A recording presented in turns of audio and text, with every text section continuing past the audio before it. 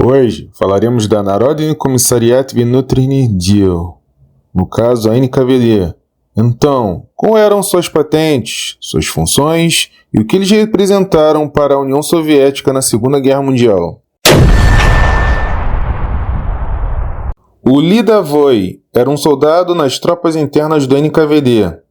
Esse termo se refere ao soldado raso ou recruta comum nas Forças Armadas Soviéticas, equivalente a um private em exércitos ocidentais. No contexto do NKVD, Comissariado do Povo para Assuntos Internos, a Polícia Secreta de Stalin, de 1934 a 1946, um Lidavoy não era um agente de inteligência de elite, mas um soldado das tropas internas do NKVD.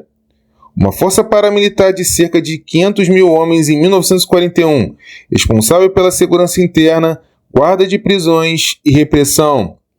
Durante a Segunda Guerra Mundial, ou também conhecida como Grande Guerra Patriótica para os Soviéticos, de 1941 a 1945, esses soldados enfrentavam uma existência de extrema brutalidade, marcada por deveres repressivos, risco constante e uma disciplina stalinista implacável. Diferente do Exército Vermelho regular, o NKVD priorizava a lealdade ideológica e a execução de ordens sujas, com perdas estimadas em dezenas de milhares.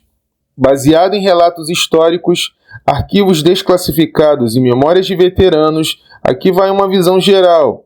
Recrutados principalmente entre 1941 e 1942, muitos Lidavoy vinham de reservas do Exército Vermelho ou diretamente da sociedade civil, no caso os camponeses, operários e ex-prisioneiros reabilitados. O NKVD buscava perfis confiáveis, ou seja, leais ao Partido Comunista, mas a urgência da guerra levou a conscrições em massa. A invasão alemã, no caso a Operação Barbarossa, acelerou isso. Em 1941, o NKVD formou divisões de fronteira para combater os invasores. Curto e focado em controle de multidões, não em combate convencional. Eles aprendiam o manuseio de fuzis PPSH-41, além de táticas de vigilância e execuções. Cursos incluíam identificação de traidores e interrogatórios básicos. A disciplina era mantida por comissários, com punições como execuções por covardia. O NKVD executou cerca de 158 mil soldados soviéticos por deserção ou pânico entre 1941 e 1942. Muitos deles cometeram suicídios devido à pressão psicológica nos combates ou purgas internas. O NKVD perdeu 25% de seus efetivos entre 1941 e 1942. O Yefreitar na NKVD não era um soldado comum. Era o primeiro degrau do terror armado. Ele poderia ser um cabo ou até mesmo um soldado de primeira classe. Ele só era promovido após 6 a 12 meses de serviço leal. Ele não comandava, porém executava ordens de morte com privilégios. Os critérios para esse cargo era de ser operário ou camponês, ser membro da Komsomol, ou seja, Juventude Comunista, além de não ter parentes, inimigos do povo. O seu treinamento era de 1 a 3 meses na escola NKVD, com tiro, interrogatório básico e doutrinação. A promoção só vinha se denunciasse um colega ou fuzilasse 5 a 10 desertores. Eles possuíam um armamento PPSH-41 ou Mosin Nagant, mas a pistola Tokarev 33 ou TT-33. Sua missão era de assalto a pontos-chave, como fábricas e pontes, limpar bunkers alemães e rações quentes 2 vezes por dia. Tinham o poder de fuzilar qualquer soldado raso sem julgamento, além de revistar oficiais do Exército Vermelho. O seu medo era Smersh, que vigiava cada Yefreitar. Um erro de deixar o desertor passar causava fuzilamento imediato. O Milatche Siershant era o primeiro posto de comando real na NKVD. Era conhecido como capitão do pelotão do terror. Ele comandava de 10 a 20 homens Executava ordens de fuzilamento, redigia relatórios diários e assinava execuções sumárias. Era o elo entre o Gefreiter e o oficial. Ele comia bem, matava mais e vivia com as Smierch na nuca. O critério para esse cargo era ser membro da Komsomol. Deveria ter 7 anos de escola na NKVD. Não poderia ter parentes, como inimigos do Estado. Treinamento de 3 a 6 meses na escola NKVD, com tiro, interrogatório e doutrinação. A promoção acontecia após denunciar um colega ou fuzilar 20 a 30 desertores. O armamento usado era PPSH-41, TT-33 e granadas. Comandava um pelotão de assalto de 15 a 30 homens. A missão deles era a defesa de fábricas, pontes e quartéis. Limpeza de bunkers alemães, tendo como vantagem rações quentes 2 vezes por dia. Além, é claro, de botas de couro. O seu poder era de prender soldados rasos e assinar fuzilamentos, além de revistar oficiais do Exército Vermelho. O seu medo era devido à questão das Smierch ler todas as cartas. Havendo um erro, era fuzilamento imediato. O Sergeant era o comando operacional mais comum na NKVD. Também era um sargento pleno. Ele era conhecido como mestre do pelotão do terror. Comandava de 30 a 50 homens. Coordenava fuzilamentos em massa, redigia relatórios secretos, treinava os Militische Sergeants e assinava ordens de execução. Ele era o elo entre o oficial e o campo. Comia como suboficial, matava como carrasco e vivia com Smierch na nuca. O critério para ser desse cargo era ser membro do Partido Comunista, obrigatório após 1942. Ter de 7 a 10 anos na escola da NKVD, com treinamento de 6 a 9 meses na escola, com táticas, interrogatório e criptografia básica. A sua promoção surgia após denunciar 2 colegas ou fuzilar de 50 a 100 desertores.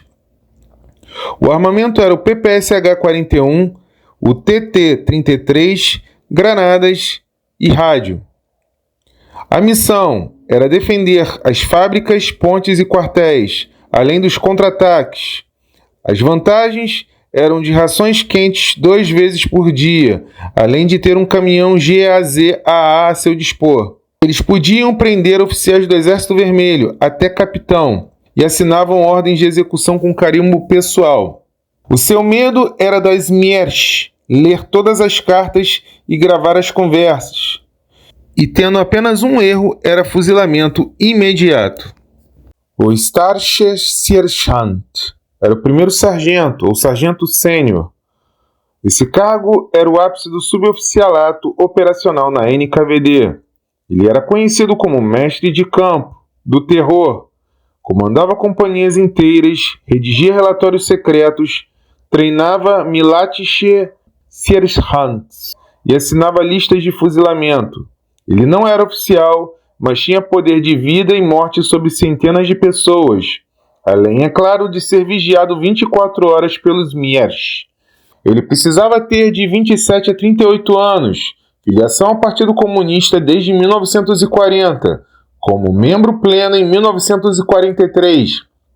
Experiência de 3 a 6 anos na NKVD, além de um curso de comando de 9 meses, nas escolas em Saratov. A lealdade feita com 2 denúncias comprovadas contra colegas, além, é claro, de um interrogatório com polígrafo primitivo, com habilidade de táticas de pelotão, criptografia básica e interrogatório avançado. Depois de aprovado, ele comandava de 1 a 2 pelotões de assalto, ou seja, 60 a 100 homens. O armamento era PPSH-41, PTRD, no caso antitanque, rádio RBM e granadas. Sua missão era os contra-ataques e a limpeza de partisãs e defesa de quartéis. Sua autoridade consistia em prender majores do Exército Vermelho, além de assinar ordens de execução em massa com carimbo NKVD-URSS. Além, é claro, da vigilância da Smiersh, que instalava microfones em quartos de Starshirshants. E, é claro, com relatórios semanais de atividades suspeitas dos subordinados. O Starshina era o posto máximo de suboficial na NKVD. Ele era conhecido como o Rei dos Sargentos, no caso, um sargento-mor. Não era oficial, porém funcionava como um oficial de fato. Comandava batalhões inteiros, gerenciava estoques secretos, treinava Starshirshants e assinava ordens que matavam milhares de pessoas. Ele era o braço direito do capitão político e o primeiro na mira dos Smiersh, se algo desse errado. Ele comandava de 1 a 2 companhias de assalto, de 300 a 500 homens. Seu armamento era o PPSH-41, o PTRS-41, um rádio e um caminhão GAZ-AA, e além, é claro, de granadas. A sua missão era a defesa do Kremlin, a limpeza de partisãs e a escolta de Stalin. Seu poder consistia em poder prender coronéis do Exército Vermelho, além de assinar ordens de execução em massa com carimbo pessoal e além, é claro, do selo do NKVD. Na vigilância deles havia a Smiersh, que gravava conversas privadas com microfones escondidos. Havia também relatórios quinzenais, como atividades suspeitas dos oficiais subordinados. O Milatche Lieutenant era o tenente júnior, no caso, o primeiro posto de oficial da NKVD. Ele era conhecido como bezerro de ouro no sistema. Ele era formado em escolas políticas, comandava companhias ou pelotões especiais, redigia relatórios criptografados e assinava sentenças de morte. Ele não era suboficial, mas oficial político-militar, com poder real sobre starshinas e soldados, porém totalmente dependente do comissário. Os requisitos eram ter de 22 aos 28 anos, educação na escola superior da NKVD de 1 a 2 anos, ou com aceleração de 6 meses, de 1941 a 1942. Deveria ter filiação na Komsomol e posteriormente no Partido Comunista, como candidato. Sua origem tinha de ser de filhos de operários, ou camponeses pobres, ou até mesmo órfãos do Gulag. O teste era oral sobre Marx e Lenin, além de tiro, interrogatório, mas a denúncia de um colega. Quando aprovado, comandava um pelotão de assalto ou equipe de contra-espionagem. Seu armamento era uma pistola TT-33, PPSH-41, binóculo e rádio criptografado. A missão era de capturar espiões, fazer a defesa de quartéis e fazer uma escolta VIP. Sua autoridade consistia em prender generais do Exército Vermelho por covardia, além de assinar ordens de execução com carimbo oficial mais assinatura. A vigilância sobre eles, feitas pela Smiersh, que lia todo o relatório antes do envio, além de denúncias obrigatórias, no caso, uma por trimestre. O Lieutenant era um tenente pleno. Ele era oficial médio operacional da NKVD, também conhecido como cérebro tático do terror. Ele não era um novato, comandava batalhões ou departamentos de interrogatório, redigia planos secretos e coordenava operações combinadas com o Exército Vermelho, além, é claro, de assinar sentenças de morte em escala industrial. Os requisitos para esse cargo eram da idade de 25 a 32 anos, sua formação na Escola Superior da NKVD de 2 a 3 anos, ou com aceleramento de 9 meses, de 1942 a 1943. A filiação como membro pleno do Partido Comunista, mais a recomendação do comissário, além de ter experiência de 1 a 3 anos como Milatche Lieutenant e 2 denúncias comprovadas. O teste era o exame de táticas, criptografia, interrogatório mais simulação de fuzilamento. Depois de aprovado, comandava de 1 a 2 companhias de assalto ou equipe de contra-espionagem. O seu armamento era TT-33, PPSH-41, rádio criptografado, binóculo, carro blindado BA-64. Sua missão era a captura de generais, a defesa do Kremlin e operações atrás das linhas inimigas. Sua autoridade era de prender generais do Exército Vermelho, além, é claro, de assinar ordens de execução em massa com carimbo NKVD ou RSS Lieutenant. A vigilância das Miersch era de gravar todas as reuniões e relatórios semanais ao major, como atividades suspeitas dos Starschinas. O Starche Lieutenant era o tenente sênior, no caso, o oficial médio alto de campo do NKVD, também conhecido como mestre do terror tático. Os requisitos para esse cargo era de ter de 28 a 38 anos, com formação na Escola Superior da NKVD de 3 a 4 anos, ou curso de guerra de 12 meses, de 1941 a 1943. A filiação era ser membro pleno do Partido Comunista, mas a aprovação do Comitê Central. Deveria ter também experiência de 2 a 4 anos como lieutenant e também de ter 3 denúncias comprovadas. O teste era o exame de estratégia, criptografia avançada, interrogatório, mais simulação de operação. Ele comandava de 1 a 2 batalhões de assalto ou departamento de contra-espionagem, armamento TT-33, PPSH-41, rádio criptografado, carro blindado BA-64 e mapas secretos. Sua missão era a defesa do Kremlin, captura de generais e operações atrás das linhas inimigas. A sua autoridade era de prender marechais do Exército Vermelho, com a aprovação do major. Ele assinava também ordens de execução em massa com carimbo oficial, mas a sua assinatura. A Smierch gravava todas as conversas na vigilância, inclusive em casa, e relatórios diários ao coronel, como atividades suspeitas dos lieutenants. O capitão era oficial médio superior de execução da NKVD. No caso, o capitão. Ele era conhecido como general de campo do terror. Também era o homem de confiança, entre aspas, de Beria. Ele não sujava as mãos, mas planejava o banho de sangue.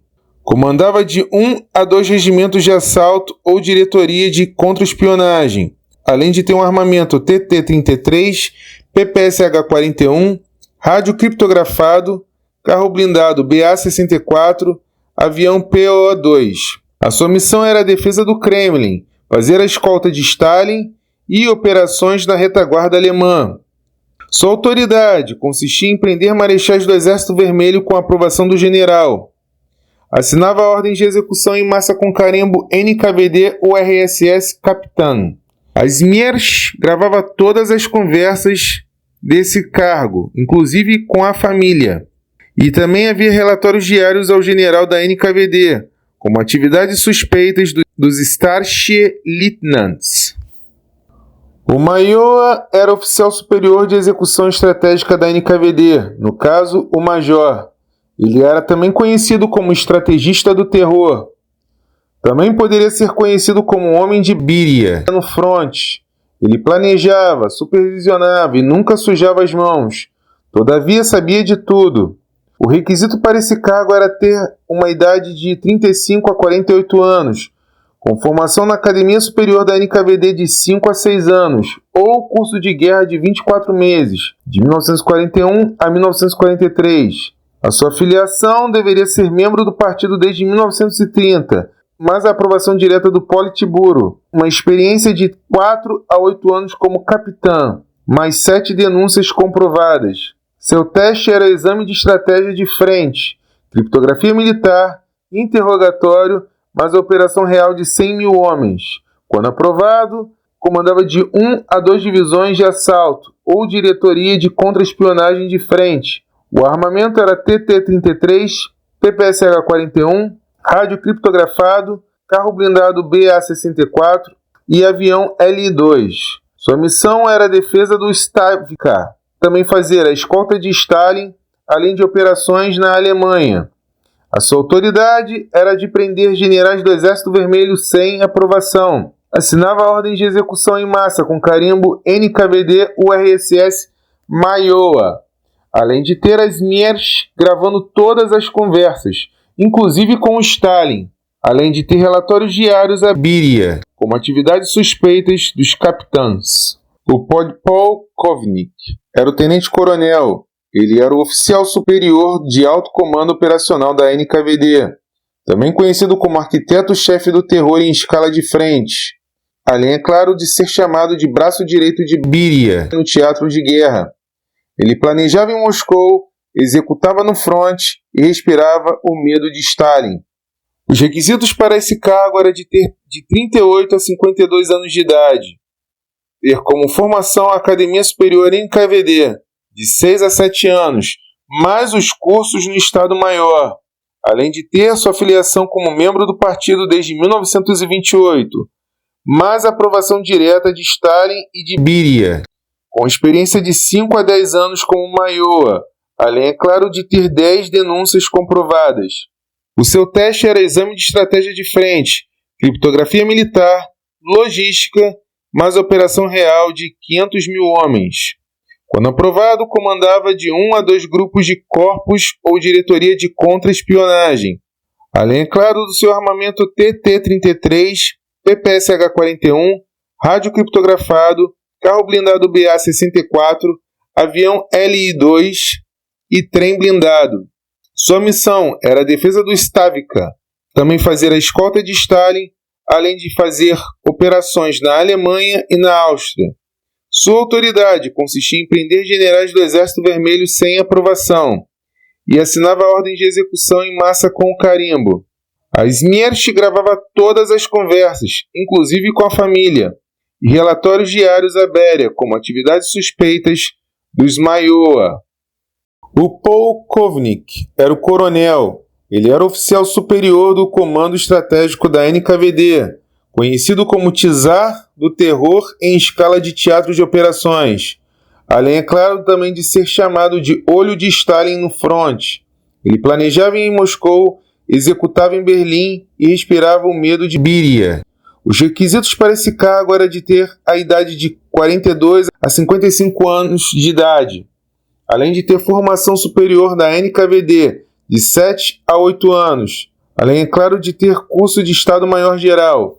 A sua filiação como membro do partido desde 1925 e também com a aprovação direta de Stalin. Ter como experiência de 6 a 12 anos como podpolkovnik, além, é claro, de ter 15 denúncias comprovadas. O teste era exame de estratégia de teatro de guerra, criptografia, logística, mais a operação real de 1 milhão de homens. Quando aprovado, comandava de 1 a 2 agrupamentos ou diretoria de contra-espionagem nacional. O seu armamento era o TT-33, PPSH-41, rádio criptografado, trem blindado, avião LI-2 e um iate no Mar Negro. Sua missão era a defesa do Kremlin, ser escolta de Stalin, além de operações na Europa Oriental. Sua autoridade consistia em prender qualquer general do Exército Vermelho sem aprovação, além de assinar ordens de execução em massa com carimbo e ter na vigilância Smierch gravando todas as conversas, inclusive com Stalin, e relatórios diários à Beria, como atividades suspeitas dos podpolkovniks. O general-maior Gosudarstvenny Bezopasnosti era o general-maior de segurança do Estado. Ele era o pináculo operacional do terror stalinista. Também era conhecido como Deus vivo do aparelho repressivo. Ele era o alter ego de Beria no fronte. Planejava no Kremlin, executava em Varsóvia e respirava o medo de Stalin. Os requisitos para esse cargo era de ter a idade de 45 a 58 anos, além, é claro, de ter academia superior na NKVD de 8 a 10 anos, mais o curso de Estado-Maior-Geral, e também de ter cursos no Politburo, ser membro do partido desde 1920 e também com a aprovação pessoal de Stalin, além de ter experiência de 8 a 15 anos como polkovnik, além, é claro, de ter 20 denúncias comprovadas. O teste era exame de estratégia global, criptografia, logística, mais a operação real de 5 milhões de homens. A frase do colégio, em 1944, diz que o general-maior da segurança do Estado não mata, ele redefine a humanidade. Após a sua aprovação, ele comandava de 1 a 2 diretorias nacionais ou teatro de guerra europeu. O seu armamento era um TT-33, PPSH-41, rádio criptografado, trem blindado, avião LI-2, iate no Mar Negro e de ter um helicóptero experimental. Sua missão era a defesa do Kremlin, além de fazer a escolta de Stalin, além, é claro, de gerenciar as operações na Europa Oriental, na Áustria e na Alemanha. Sua autoridade consistia em poder prender qualquer general do Exército Vermelho sem aprovação. Assinava ordens de execução em massa com carimbo NKVD-URSS, General-Maior da Segurança do Estado. Além, é claro, de ter a Smersh gravando todas as suas conversas, inclusive com Stalin. Além, é claro, de relatórios diários à Beria, como atividades suspeitas dos polkovniks. O general-leitnant Gosudastne Bezopasnosti era o general-tenente da Segurança do Estado do NKVD durante a Segunda Guerra Mundial. Ele era o pináculo absoluto do terror stalinista, conhecido como vice-deus do aparelho repressivo, além também de ser conhecido como braço de Stalin. Ele planejava no Kremlin e executava em Berlim. Os requisitos para esse cargo era de ter a idade de 48 a 60 anos de idade, formação na Academia Superior da NKVD de 10 a 12 anos, mais o Estado-Maior Geral, concursos no Politburo e estágios em Lubyanka. Afiliação como membro do partido desde 1918, mais a aprovação pessoal de Stalin. Além, é claro, de ter experiência de 10 a 18 anos como general-maior, mais 30 denúncias comprovadas. O teste era exame de estratégia global, criptografia, logística, mas a operação real de 10 milhões de homens. Quando aprovado, comandava de 1 a 2 teatros de guerra ou diretoria global de contra-espionagem. O seu armamento eram a TT-33, PPSH-41, rádio criptografado, trem blindado, avião LI-2, iate no Mar Negro, helicóptero experimental, além de ter um tanque pessoal. Sua missão era a defesa do Kremlin, fazer a escolta de Stalin, além de operações na Europa, na Ásia e na América Latina. A sua autoridade era de prender qualquer general do Exército Vermelho sem aprovação, e além de assinar ordens de execução em massa com carimbo. A Smersh gravava todas as conversas desse cargo, inclusive com Stalin, e relatórios diários a Stalin como atividades suspeitas dos general-maior. O general polkovnik Gosudastny Bezopasnosti era conhecido como general-coronel da Segurança do Estado. Ele era conhecido como ápice vivo do terror stalinista, também como Deus encarnado do aparelho repressivo, e também, é claro, como irmão de Stalin, no qual planejava no Kremlin, executava em Berlim e respirava o medo do mundo. Os requisitos para esse cargo era de ter de 50 a 65 anos, a formação na Academia Superior da NKVD, de 12 a 15 anos, mais Estado-Maior Geral, além, é claro, do Politburo, estágios em Lubyanka e também viagens secretas. Deveria ter filiação como membro do partido desde 1917, além de ter aprovação pessoal de Stalin e de Beria, com experiência de 12 a 20 anos como general-tenente, mais 50 denúncias comprovadas. O teste era o exame de estratégia planetária, criptografia logística, mais operação real de 50 milhões de homens. Quando aprovado, comandava todo o sistema NKVD ou teatro global, com armamento TT-33, PPSH-41, rádio criptografado, trem blindado, avião LI-2, iate no Mar Negro, helicóptero experimental, além de ter um tanque pessoal. Sua missão era a defesa do Kremlin, fazer a escolta de Stalin, além de operações em todo o mundo. Tinha como autoridade prender qualquer general do Exército Vermelho sem aprovação. Assinava ordens de execução em massa com seu carimbo, NKVD-URSS general-coronel da Segurança do Estado.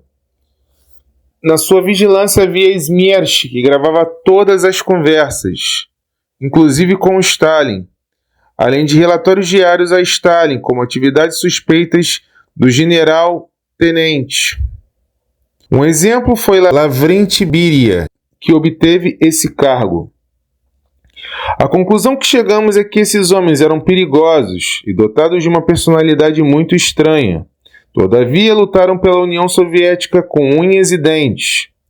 No próximo episódio, falaremos da Krasnaya Armia, ou seja, o Exército Vermelho. Se você não se inscreveu, a hora é agora. Se desejar, comente e compartilhe o canal. Um grande abraço e até a próxima.